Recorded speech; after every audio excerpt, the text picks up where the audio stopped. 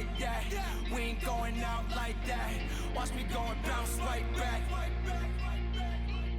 Cause we ain't going out like that, no. We ain't going out like that. We ain't going out like that. Watch me go and bounce right back. We ain't going out like that.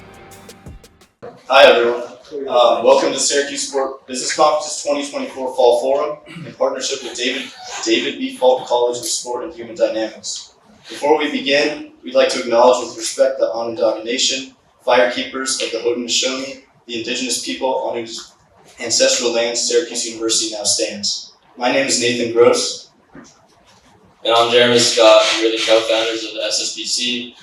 We are a student-run organization that aims to bridge this gap between Syracuse students and opportunities across the sport industry. We're so happy to have you here at our event and hope you appreciate all that we've planned. As we move along this year and grow this organization, we'll be working toward another event this coming spring. So to stay updated on our work and future programming, make sure to follow us on LinkedIn and Instagram at Syracuse SBC. We'd like to extend a special thank you to our amazing Alumni Advisory Board and the Falk College staff for all of your support and guidance through this process. This also wouldn't be possible without the support of Dean Jordan and his belief in our vision back in the fall of 2023. Thank you all, and we are so glad to have each one of you be a part of this event. Now I'd like to introduce our moderator. Although she may be new to the Falk College team, she has had a storied career as the Chief Communications Officer for Syracuse Athletics. We are so happy to have Professor Sue Edson with us at Falk College and here today leading our incredible panel.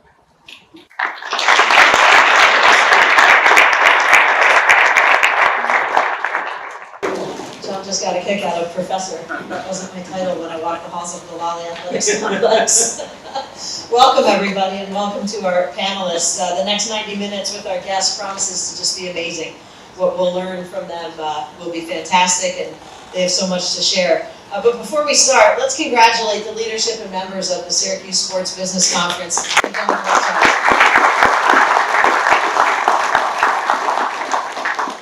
A lot of hard work and passion and effort has gone into putting this event together. And so hats off to the leaders, Nathan Gross, Jeremy Scott, and Andrew Sunder. And please join us in recognizing them. Thank you. And as you can see on the screen, the names of our guests today on the far left, we have John Duncan, the Vice President of Enforcement for the NCAA. We have Nick Carparelli, the Executive Director of Bowl Season, who I've known for a long, long time. And John Wildhack, our Athletics Director at Syracuse University and formerly of ESPN. So we're excited to hear what you all have to share. And we'll start with just an easy topic. If you wouldn't mind just explaining your job title, explaining what it means, what your title is, where you went to school, and the moment you knew that you made the right choice to work in college sports. John, we'll start with you. Well, thank you. Good morning. My name is John Duncan. I'm Vice President for Enforcement at the NCAA. It's very cool to be here. Thank you so much for this opportunity. It's been a great event. It's been a great experience. Thank you to Dean Jordan for his friendship over the years. He also is my judge, by the way. In that context, we can explain later. But my title is Vice President of Enforcement. I lead the enforcement staff at the NCAA, all divisions, all sports. Alma mater, is that what we said? William Jewell College is a little Division II school outside of Kansas City. I went to law school at the University of Kansas. In the moment when I was really glad that I chose sports as a career, there was actually two. And one goes back to the introductory comments about Native American impact on our culture, and that may be a conversation for another day, but that was a poignant moment for me when the NCAA took a stand on Native American imagery and mascots in athletics. But the moment was in my prior life. I was a lawyer, practiced law. One of our really successful, outrageously successful clients was a gentleman who told me his autobiography one time. And he was from Nowheresville, Iowa, dying little city in Iowa. And his only ticket out of that city was that he could play basketball. And if it weren't for basketball, he would still be in that dying little town in Iowa. And yet, because he could shoot a ball, he got into junior college, he then transferred to a Division II school, earned his degree, PhD, and became outrageously successful, and changed the trajectory of generations of the Fisher family because of basketball. And I will never forget the import of sport in that guy's life, millions of other people. That's awesome. Thanks, John. Okay. I'm Nick Carparelli. I'm the Executive Director of Bowl Season. I'd first like to say I want to thank the Syracuse Sports Business Conference for allowing this panel discussion to double as our Bowl Season podcast. So for those people here who want to see it again, for those people who are not here, you can watch it on Any Given Season is the name of our podcast. We tackle a number of issues in sports, college sports specifically. And my goal in doing that was to shed a light on all the great work that's happening here at the Falk School of Sports Management, all the great work that the students do in putting this on. So hopefully we'll get a little bit more recognition for all the amazing things happening here in upstate New York. I've had a number of great jobs in sports. Prior to bowl season, I was in charge of sports marketing at Under Armour. I worked at the Big East Conference for 12 years. I worked for Bill Belichick in New England and had a Super Bowl ring. I was the director of football operations at Notre Dame, in charge of football recruiting. But my first job in sports was my best job in sports, and that was as a graduate assistant for the football program here at Syracuse in 1992 and 94, which ties into the moment I knew that I wanted a career in sports. Might have been coincidentally the same day I met Sue Edson in 1992, but that wasn't the reason. So I'm sorry. My first day on the job in 1992 was in January. I was a Syracuse fan. I watched Syracuse play. Syracuse was a very dynamic player at that time. And maybe within an hour of being in the office, Syracuse walks in and asks me if I could help him with something. And I said, oh, this is pretty cool. And that ties to our very first game that fall. We're at East Carolina, our first offensive play from scrimmage. We used to have this triple option formation, which I think we invented here at Syracuse, and a lot of people copied it. Cadre was a wide receiver motion in the backfield. We were about at the 40-yard line. Marvin Grace pitched it to him, took it to the house, and I said, "This is pretty cool. I need to work in sports." And I got my MBA here. My undergrad was at Worcester Polytechnic Institute. I was a mechanical engineering degree, so my first job was designing aircraft engines at Pratt & Whitney, which might sound cool, but it did not compare to that moment that I knew I was going to have a career in sports. Thanks, Nick. John. Thanks, Sue. Professor Edson. Got to get used to that. John Wildhack, Director of Athletics at Syracuse University. I'm a Syracuse alum, proud alum of the Newhouse School. From the time I was a little kid, from as far back as I can remember, I've always loved sports. I'm passionate about sports. And I've been fortunate enough to make my passion my career and my profession. And I always tell kids, if you can make your passion your profession, you're ahead of 90% of the people in the world. Because just there's not a lot of people who get to do that. And I've loved every minute I've worked in this industry. And I tell people, you got to be a little bit crazy to work in this industry. Because it's 7 days a week. Holidays, you're working, right? Because there's games, there's baseball, July 4th, Memorial Day, there's 5 NBA games on Christmas, there's NFL games on Christmas. You gotta be a little crazy to work in the industry, so I am. But I loved every minute of it. And I was talking to John earlier before he came in. I said, "You get downtime this summer?" He said, "No." And it's just kind of the nature of the industry. And I think if you're gonna be in this industry, you really need to love it. You really need to put your arms around it. And if you do, it's incredibly fulfilling. I believe sport is one of the few things, unfortunately, in our society that brings people together for a communal experience. And obviously our society, as we all know, is more polarized in so many ways than it's ever been. And I think sport, and I see it in person, with sport, it brings people together regardless of their background. Sport is diversity in every respect of the word. And to be able to work in the industry, first I started my career at ESPN, spent my entire career there. Told my parents I'd be there for 3 years. I lost track of time. Turned into multiples of years.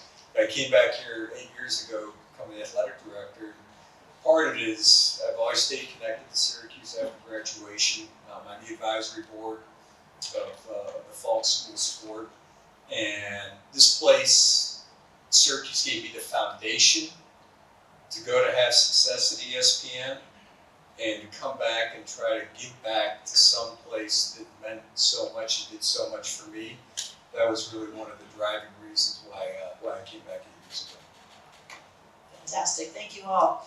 And for members of the audience, we have a few questions to get us started today with the QR code up here on the screen. If you have questions, hit the QR code and submit your questions, and then we'll follow up our questions with all of your questions so that you can hear what you want to know. So thank you. There's so much change in college sports today. It sounds so silly to say because it's every single day. NIL, transfer portal, conference realignment, those are just today's topics, but I know there's more. So how are you and your organization adapting, and with whom are you collaborating to strategize? John, we'll start with you. Well, the world of college athletics is incredibly dynamic, and it is changing, on a daily basis almost. So it goes back to what I said, you can go crazy looking at this industry, right? But it's a really fluid time. In terms of, I'm going to take this in two parts. First, the ACC, and we've Stanford in tonight. It was their first ACC game, and obviously we had Stanford, Cal, and SMU last year. And Chasker and I, we were strong proponents of it because we looked at what's going on around the country, around the nation. Kind of geography and conference alignment went out the window when the Big Ten added USC and UCLA. We saw what other conferences were doing. We thought there's some strength in numbers. You're adding 3 unbelievable academic institutions in Stanford, Cal, and SMU. Important markets for the ACC network to get in those markets and improve the financial performance of the ACC network. I think for us, for Syracuse too, we're a global brand. That Block S is recognized all over the world, and I can speak from personal experience because I was fortunate enough when I was at ESPN, I traveled all over. And I could be in Tokyo. If I had something with the Block S on, inevitably someone would come running up to me and tell me about their Syracuse story. So for us, being the global brand that we are, large undergraduate student population base from Southern California, same in Northern California, growing in the Metroplex, I think it just made sense from a brand perspective. So that's one. 2, in terms of what we're doing here is, the world is, college athletics is going to change dramatically. And we've been preparing for that for months and for years. And our goal is to compete with Syracuse, to be at the very highest level, and to do so successfully. We're a respected, prominent athletics brand nationally, and we're going to keep it that way. And I want to do it in a way that's uniquely Syracuse. We are leveraging, and we will leverage, the intellectual capital in the Falk School of Sport. And I look at Dean Jordan, I look at Dave Maloney, I look at Rodney Ball, and things that we're going to do. I want us to be smarter than our peers and our competitors. I think we can do that. And one thing you have to do throughout your career is you have to embrace change. Because the one change is going to be your constant companion in life and in your career. And when it comes, you need to embrace it. Because if you don't, what I tell our staff all the time is, if we don't, we'll be an exhibit in the Smithsonian in Washington, right? And I really don't want to be an exhibit in the Smithsonian in Washington anytime soon. We don't want you there either. Go ahead, Nick. Yeah, I think the hardest part for all of us is dealing with the unknown right now. I think all of us on stage here are leaders by nature, but it's really hard to lead when you don't know the circumstances under which you're operating. And even if you didn't know what they were today, that they're likely to be different tomorrow. I don't know how either of these guys do their jobs. For John, it's really hard to lead an athletic department. Winning is very hard. Graduating students is a challenge. You try to do both of those things and more, but the goalpost keeps moving on, John. Between conference realignment and payment to players through either NIL or the direct payments through the House settlement, which is not settled. I don't know how you do your job. John, I don't know how you do your job. Every time somebody breaks a rule and you call them on it, they sue you.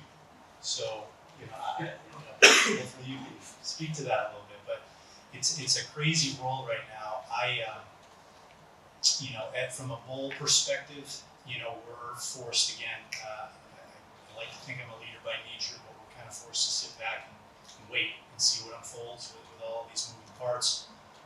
We take the 43 executive directors of the 43 bowl games across the country, really take the lead from the conference commissioners and the institutions. What do you want that experience to look like for your student athletes? And as we move forward, it's going to be what do you want the payouts from the bowls to look like, right? We look forward to a day where maybe part of the $2 million per team on average that bowls pay out, does it continue to go to the institution, or does it go to the student athletes, or there's some division of that? I think that's likely to be something that's considered. But we're in the bowl season. We're just working hard to create great opportunities for student athletes and fans and communities across the country. I can't wait to see what bowl game Syracuse ends up in this year, because they will be in one. Ditto on that one. John. Yeah, let me start by going back to the introduction. Everybody here has a Syracuse connection. I didn't share mine. I do as well. I didn't go to school here, but I did live here for 2 years in the 90s, 95, 96. Love Syracuse, love Central New York, love the institution. Had a great experience there. My claim to fame, which we can talk about later if you'd like, is that every day I was here in the 90s, I committed a felony. And I say that with all the cameras running. The statute of limitations is run. I was acquitted. It's all good. The change in college sports, I think the question was collaboration. How do you collaborate? Kind of like John answered in 2 parts. There's kind of the micro, the enforcement-centric piece, and then there's the broader association-wide piece. In enforcement, we're viewed incorrectly, I would argue, as the bad guys, the tough guys, the heavies, the 8,000-pound gorilla, the police. All of those negative association regulatory terms. And the dirty little secret is that we've got a better relationship. We enforcement have a better relationship with our member institutions than most people believe. We can normally begin, investigate, charge, and ultimately resolve a case and have a good relationship with the school and the conference. And it's not unusual, especially in these times, to have conversations with all of those folks in the middle of a case. What's best for the association here? What's best for the school? What's best for the national office? What's best for the association? How are we going to thread this needle? And so we collaborated at that level on a very micro perspective. Association-wide, echo what all has been said already, but on any given day at the NCAA headquarters, we are collaborating with any willing partner out there. Institutions, conferences, bowl season, federally elected officials, state elected officials, lawyers, our own, those who are suing us, judges, lobbyists, and any number of other different people who are trying to put a finer point on the precise questions that need to be answered and a workable solution moving forward. That's been tough to find so far. We're right in the middle of all those conversations. Great, thank you. With all the talk of revenue in sports, particularly college sports, there's so much focus on it today. How do you find a balance of the revenue generation, but also maintaining integrity in college sports? Because they don't seem to go hand in hand. So how do you achieve both of these goals? And Nick, we'll start with you on this one. Yeah. That's a tough one. I think the answer is simple. You have to have a willingness and a desire for that to be the case. I think that's a conscious decision that we all make as part of every decision that comes our way. How do you want to handle it? Do you need an extra dollar? If you're going to sacrifice a lot of other things. I look at conference realignment, and I'm not going to call out any institutions, but I think they're chasing the wrong things. I have yet to see a program win consistently simply because they make the most money. Otherwise, University of Texas would win every national championship. I think it comes down to people. And I will, John and I have had this conversation with both Syracuse alums. We're both passionate about this university. We both believe that Syracuse can compete at the highest level. The goal is not to make the most money. The goal is to create the best experience for the student athletes, for the general student body, for the alumni, the university community, to make them all proud and to win. And I don't think you need the most amount of money to win. You need the best people. And when Syracuse has been most successful, it has been because they've had the best people.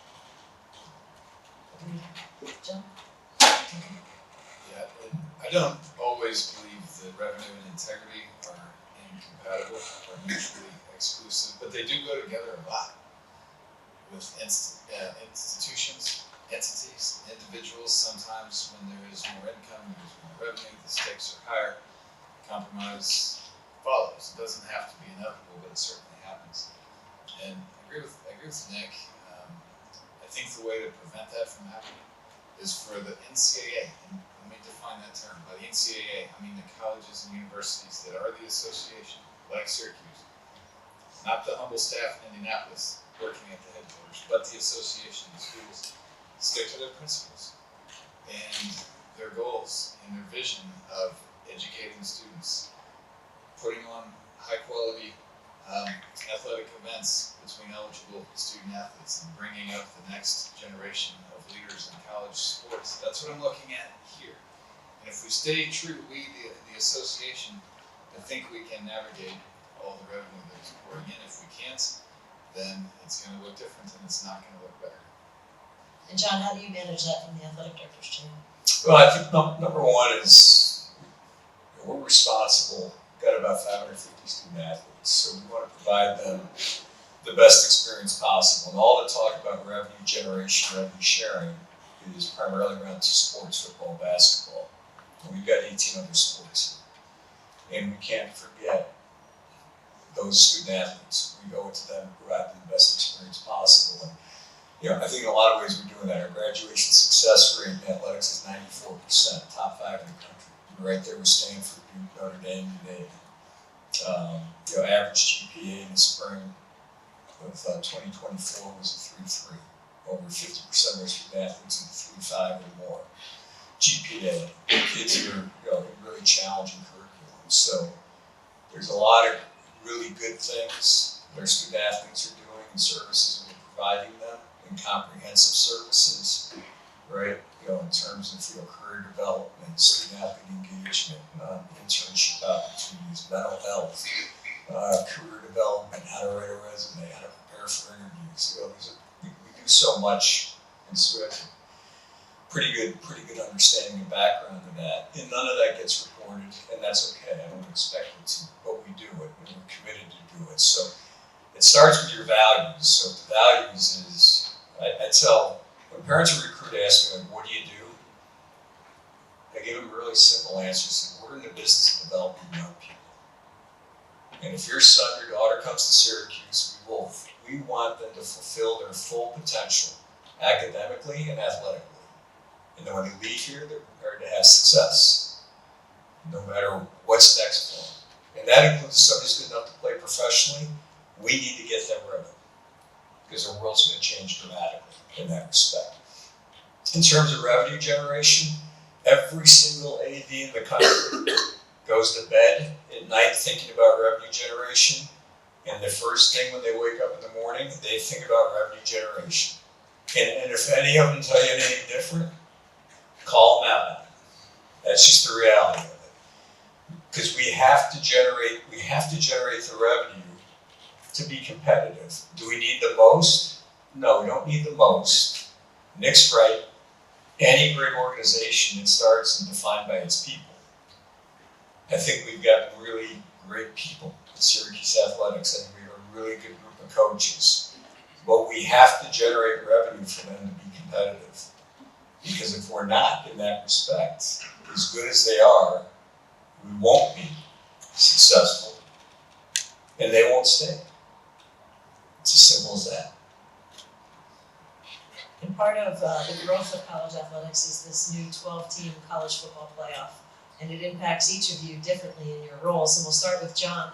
How does it impact how you manage the Syracuse football program, and how do you think it impacts the college football landscape? It doesn't impact how we look at football or how we run our football operation. I think it's really good for the sport. I think it's really good. Because go back and study the history of the 14 playoff. It was basically who's in it every year, right? Ohio State, it's Clemson, it's Alabama, it's Georgia. A really small select number of schools. Just to be candid. Of the 130 schools that play FBS football, there's maybe 15 that realistically every year had a shot in making the playoff. Every once you get an outlier like TCU a couple years ago. When it goes to 12, that opens doors for everyone. That opened doors for us. You know, it's realistic for us to be in top 12 team, in a top 12 program. We can do that. So I think it's really good from that perspective. I think it will generate greater interest in the sport. I know some people say, well, the games in November aren't going to mean as much. Yes, they will. Because more teams are going to be in the hunt for a playoff and have the opportunity for a playoff. And even if Ohio State and Michigan are guaranteed to be in the playoff, it's not going to diminish the rivalry with that game. Do you think Alabama-Auburn's going to get less intense? Hell no. You know, they hate each other. 365 days a year, and they'll continue to do so. So I think it'll help grow the overall health of the sport. I think it'll increase fan avidity. It'll grow the fan base. And the other thing, independent of what Sue asked, the other thing that's going to grow the fan base is the EA game. Huge. Huge. Because you know who that's going to get? That's going to get you. Go back to the Madden game, what it did for the NFL.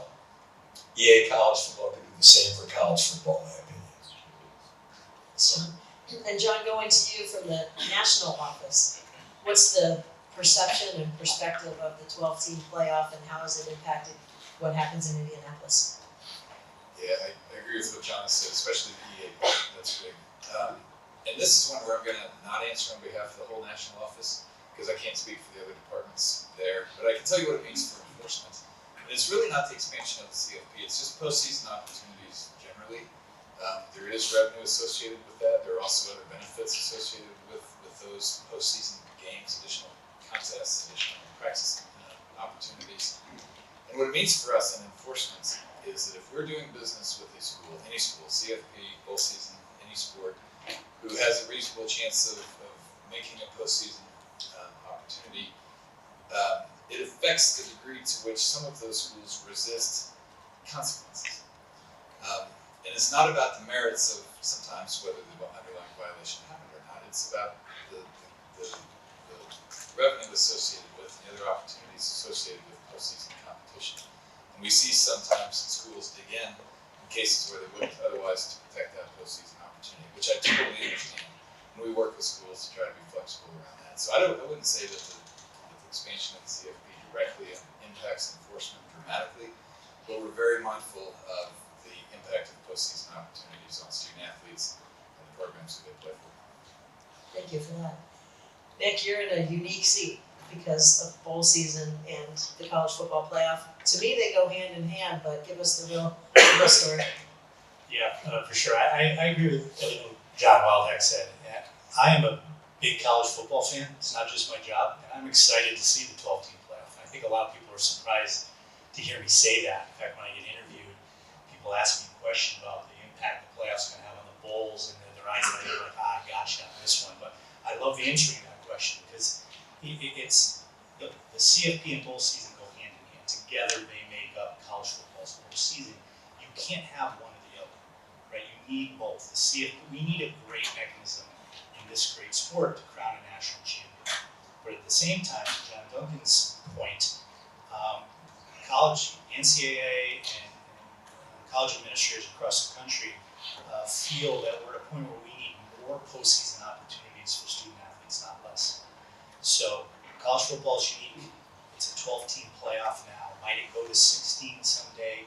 I think I would have to say yes. Would it go beyond that and a team has to play 5 games in the postseason? I would say probably not, right? So whether it's 12 or 16 postseason opportunities, that's not enough for 135 FBS institutions, and that's where bowl season comes in.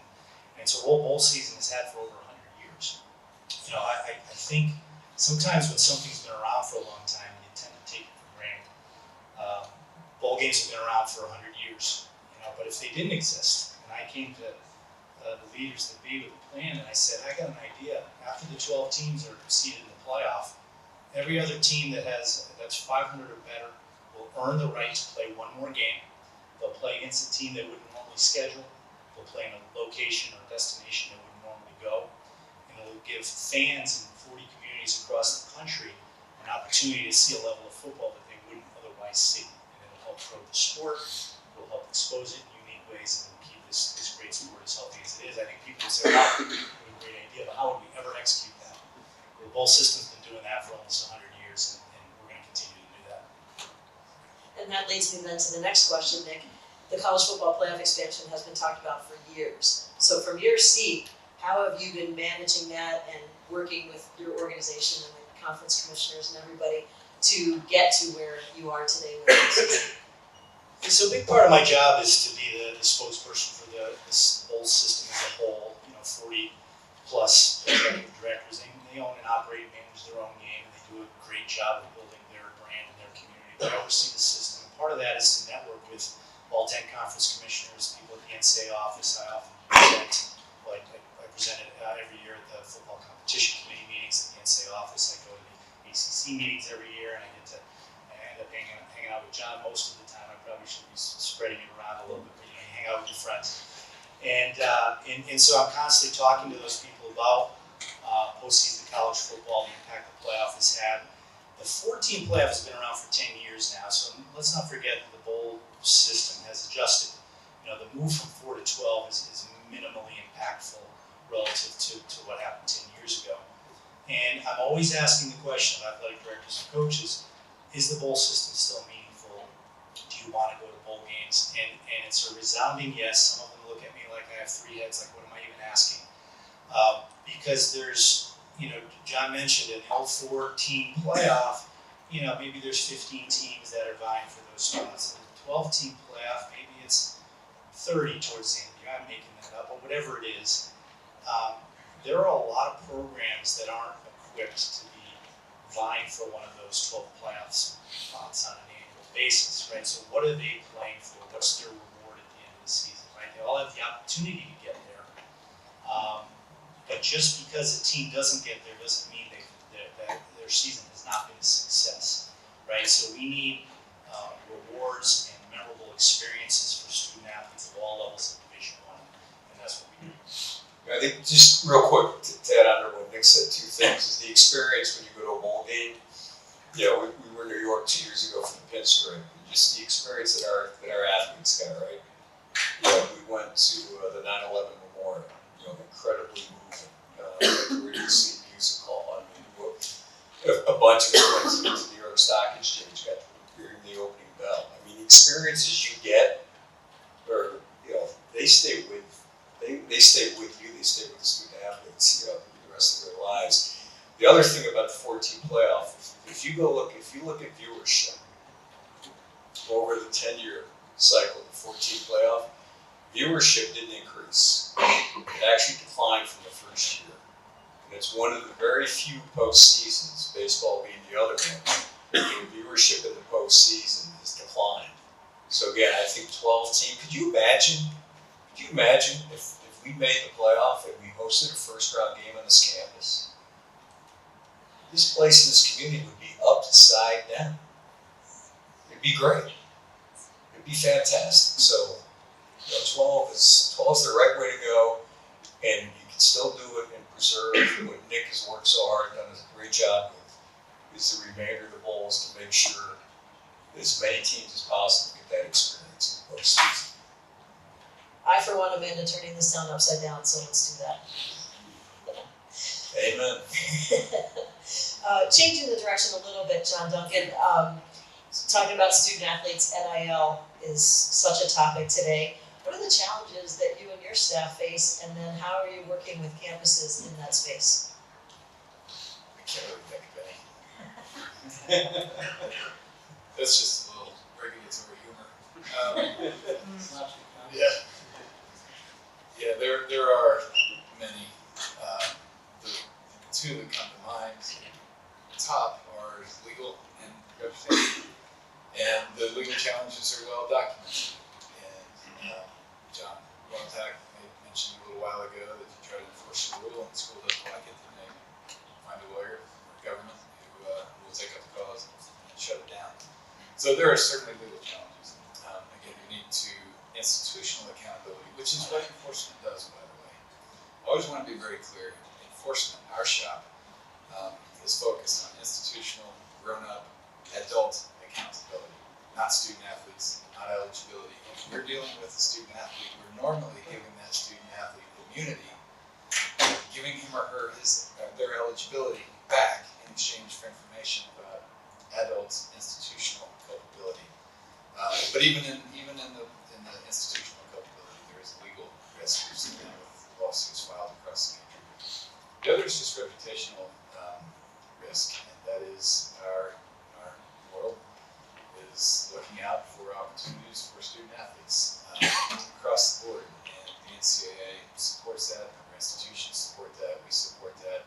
But there is a tension between regulating in that environment and providing opportunities, and so there are misperceptions about our efforts. And so there is a reputational risk as well. We try to navigate that as best we can by being good partners with schools, trying to show our support for student athletes who are earning NIL, trying to exercise our common sense when opening investigations, managing the scope of those investigations, and certainly resolving a case, and making sure that we are part of the solution, not part of the problem.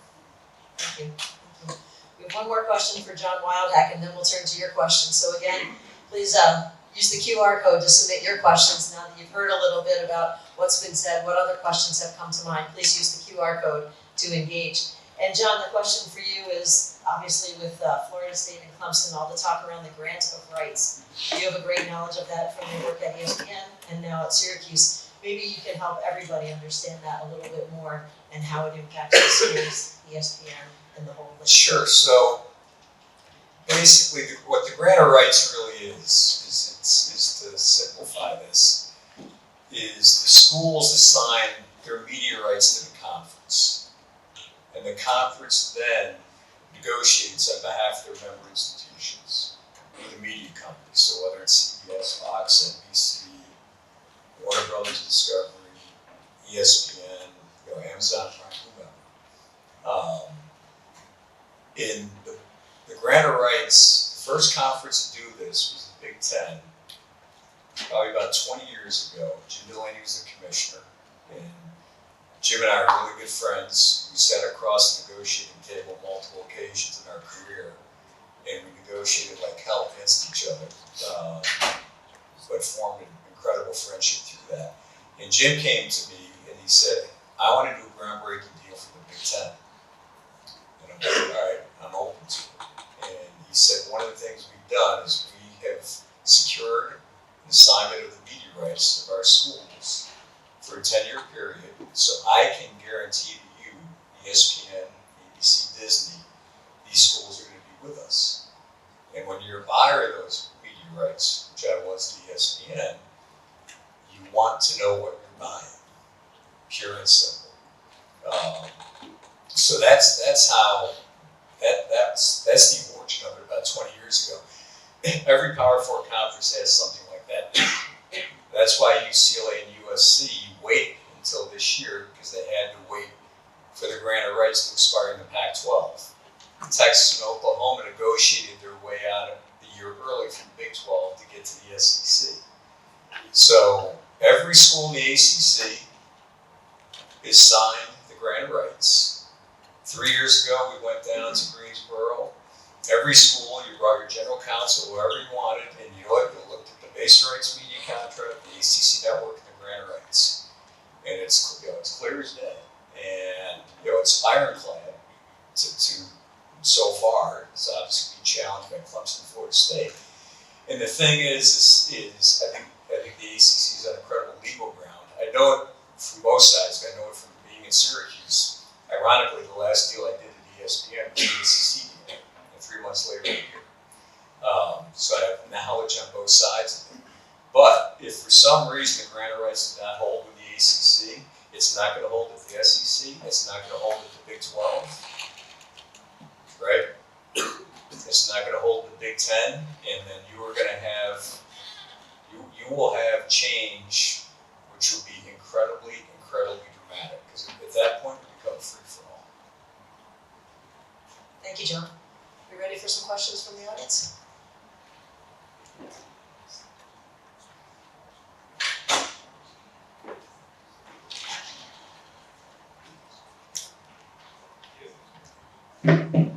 Hello, everybody. My name's Andrew. thank you for being here. We really appreciate it. And thank you to everybody who submitted questions. And let's dive right into it. All right, first off, how are all of you dealing with sports betting, and how much is it growing within college sports? And what are the challenges with it? No, I'll take that initially. We do a lot of education with our student athletes. It's there, and anybody who doesn't think it doesn't exist is crazy, right? And what I worry about is unscrupulous people trying to get to our athletes, right? And what really worries me is prop bets, right? That's what really worries me. We've got the ACC with US Integrity. We did a deal with them this past year where they monitor every single game that has a line, and if they see something, that's inordinate, they will notify the conference, and the conference will notify the institutions. We were a leader in being an advocate for that deal. So we do education through compliance. We work directly through the ACC. Again, it's something you worry about it. You've seen issues, right? You saw it with Iowa. You saw it with Iowa State. You saw it with the Alabama baseball coach, right? So it's sports betting. It's legal in almost half the states. It will continue to grow in the number of states that it's legal. So we've got to monitor, to educate, and to watch, and to preserve the integrity of the games. And it's quite interesting because people think, the image of Las Vegas is, it's the back room, smoke-filled room, et cetera, that type of thing. The sophistication that the sports books have is unbelievable because they also want the integrity of the competition preserved as well. So it's a far more sophisticated industry than I think most people think. And I'd be interested in John's thought on that. He's probably a hell of a lot smarter than I am on it. I'm not that, but we do have a lot of experience in this. So this sports betting is the subject of days-long conferences around the world, literally. And so we'll barely be able to scratch the surface here, but everything John said is correct. We boil the harms down to two of sports betting: student-athlete well-being and integrity of the contest. And we work really hard to partner with everybody that we can find to partner with. All the groups that I mentioned earlier, plus law enforcement, worldwide bodies that are dedicated to integrity in sport, watchdogs, integrity services, all manner of different groups to try and do both of those things, protect student-athlete well-being, and it gets compromised a couple of ways. Student-athlete betting itself is a problem, and then student-athletes who are subject to abuse or harassment or worse based on their performance. When it disappoints, a drunken bettor in the middle of the night. And I won't bother you with the horror stories that we see and hear and read about, but they are tragic. It is awful. So student-athlete well-being, and then also the integrity of the game. I agree with John on prop bets. That's why you've seen the national office working really hard with state legislatures to try to get protection for student-athletes there. Education, all the resources we can do to try and nip it in the bud, if possible, and get people help who need it. I think your question, Andrew, was, is the problem is it growing? Yes, and yes. And just bring it home. There's a lot of people in this room right now betting on sports. And for many of you, it's legal if you're a student athlete or in any way associated with the university, athletics department. It's a violation for you and for the school. I don't take any pleasure in saying that, but we would always rather, in enforcement, we would always rather prevent a violation than process one. So if I could point you to some resources, we've retired the old "Don't Bet on It" moniker that you may have seen over the years and replaced it with "Draw the Line."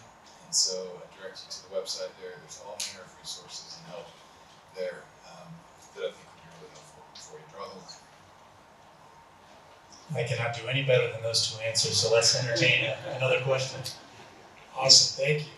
This next one, this is for Mr. Duncan, and it's what are the challenges of working in enforcement when the college sports landscape can feel like the wild, wild west sometimes? Yeah. Again, I can't really think of any. So, there are many challenges. We've talked about reputational harm. We've talked about litigation. risk. There's another phenomenon going on in the world that's not unique to college sports, and that is a general aversion to consequences and a general distaste for accountability. It's not a political statement, it's not a partisan statement, it's just true. And so we see that in the infractions process. The vast majority of our cases go swimmingly. And by that I mean the school self-reports, we have a cooperative, collaborative investigation, we agree on allegations, we agree on penalties, we submit those to our court, our adjudicative body, which is populated by Dean Jordan and other colleagues like him, presidents, ADs, commissioners, former coaches, faculty athletics representatives, senior women administrators. In the majority of cases, it goes just fine. But we are seeing a reluctance now for schools to self-report violations or to agree to consequences because, to a question almost an hour ago, the stakes are so high given the revenue. The other challenge that we're seeing, and I'll end with this one, is a resistance or a reluctance for individuals who have knowledge of violations about others to report them to us. Either because they have unclean hands themselves, and if we start sniffing around, we might find something on their campus, or they don't want to throw a former colleague or a potential future colleague under the bus. And so they complain about the Wild Wild West out of one side of their mouth and refuse to cooperate out of the other, which is very frustrating. And so our pledge to those folks is, rather than telling the media, rather than talking about how ineffective enforcement is, let us help you. We will protect your identity, get us the information in as much detail and as many particulars as possible, and we'll process it, and we'll try and slow traffic down for a little while. But if you can't help us, I'm sorry, I can't help you. Awesome, thank you. This next question is for Mr. Carparelli, and it is, as star players continue to opt out of bowl games, how can you strategize to keep bowl games interesting and around? Not a surprising question. I get that one often. You know, opt-outs are troubling to me in a lot of ways. I think it's a symptom of too many people influencing the decision of student athletes that are not operating in their best interest. I have a lot of friends of my age that played college sports, and they would give anything to play in one more game. And I think there's going to be a lot of regret, a lot of resentment on behalf of these student athletes who opt out of the bowl game 10 years, 20 years down the road, especially for those that don't play in the NFL, which is the majority of them. I think it's a problem that's beyond just bowl games. The problem is not the opt-outs by themselves, but it's a combination of the transfer portal opening up and the advent of NIL at the same time. It's the combination of those two that created a perfect storm, if you will.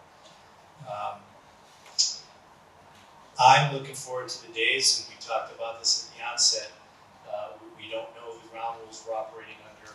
They're hard to understand today. We know they're going to change in the future, but once they are settled, I'm a big believer that there's two sides to an equation. There's obligations on both ends. So while I support the notion that student athletes should get paid, I get paid, but I need to do my job in order to receive compensation, and so does everybody else on this stage. So at some point, if a student athlete is being compensated, and we won't get into NIL for NIL's sake versus pay for play, but you need to play. If you're a football player, you're getting compensated to play in 12 regular season games and a bowl game and or the playoff. That's your obligation. If you don't do that, you don't get paid. So I think we will get to that point. I think that'll help solve the problem. But in the meantime, I'm hopeful that people will understand that the opportunity to play college sports is a privilege. Every opportunity is meaningful. I don't know why anybody would pass that up, and I'm hopeful that that problem resolves itself over time. Awesome, thank you. This next question is for Mr. Wildhack, and it is, how has Syracuse become one of the bigger university players in the NIL space, or be able to compete with those schools as we move into the future? Example, Oregon, Colorado, Texas, or Ohio State. If so, what would be the 5+ year plan to gain that status? The 5 5+ year plan. No, I don't look at it 5+. I mean, candidly, in my opinion, I think within 3 years it's going to be dramatic change. I told our chancellor, I told our board that. And I don't know what that change is going to be, but I think it's going to be dramatic. So I look at a shorter horizon. I mean, for us, we need to be competitive. And again, it doesn't mean there needs to be a race to, okay, if the revenue share, the House case gets approved, the $20 million is about the max cap. There's going to be schools that race to that, right? To me, it's what you do with your NIL. You've got to be competitive. So we're going to need donors. We're going to need corporate support. And I've been very vocal. Can't be done on the backs of donors. It has to be corporate support. I think NIL will come in hands if the House case gets settled. In some ways, I think it'll make it easier for donors to, they're used to donating to the university. We've got 3 NIL entities. They're still like, well, what is this, SU football NIL, Orange United, or athletes who care. So in some ways, I think you can make it a little bit easier. We're going to need corporate support, and again, we need to be smart. We hired a GM in men's basketball. We have an analytics data expert in men's basketball because we need to be smarter. We have a GM in football. We've got a player personnel staff in football. So player evaluation in every respect, just not can a kid play. What type of kid is this? Is this kid going to go to class? Good teammate? Show up at practice? Good in the locker room? You've got to really be incredibly sophisticated in your evaluation in football and men's and women's basketball of who you bring in. And candidly, it's like a pro model. And if anybody says anything different, again, call them out, because that's what it is. So we have to be competitive. If we're not competitive, Kyle McCord's not wearing number 6 for Syracuse today with NIL. And he could have gone other places for a lot more money.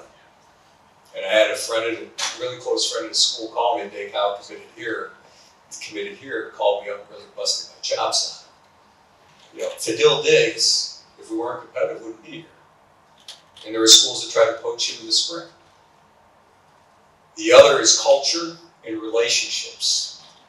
The culture of a team and the relationships with coaches really, really matter.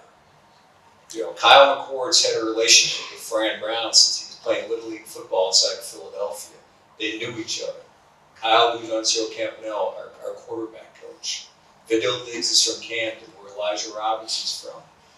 Fadil was at Texas A&M and 2-time captain. Elijah was the defensive coordinator there. So relationships are critically important because, and I've said this to all 3 of our coaches, you've got to minimize your misses in this world. You have to minimize your misses. And everybody wants, this 5-star that's in the portal, why are they in the portal? Why? Okay, why? Dig. Get the information. Maybe that person's not the right fit here. There may be somebody who's really good, not quote the 5-star, but it's a better fit. It could be a better teammate, maybe a really good player for Syracuse. So we've got to be smarter. Thanks for listening to this very special episode of the Any Given Season podcast. A big thanks to all the students in the Falk School of Sports Management at Syracuse University for hosting an amazing event. I would also like to thank Syracuse University Director of Athletics John Wildhack, the NCAA's VP of Enforcement John Duncan, and Sue Edson from the Falk School for participating in this discussion and offering their insights into the changing landscape of college athletics. You can catch all past and future episodes of Any Given Season on YouTube, Spotify, Apple Music, or wherever else you listen to your podcasts. And for all the up-to-date bowl season news, please go to our website, bowlseason.com, or social media at bowlseason. Thanks for joining. Yeah. It's been a long time coming. It's been a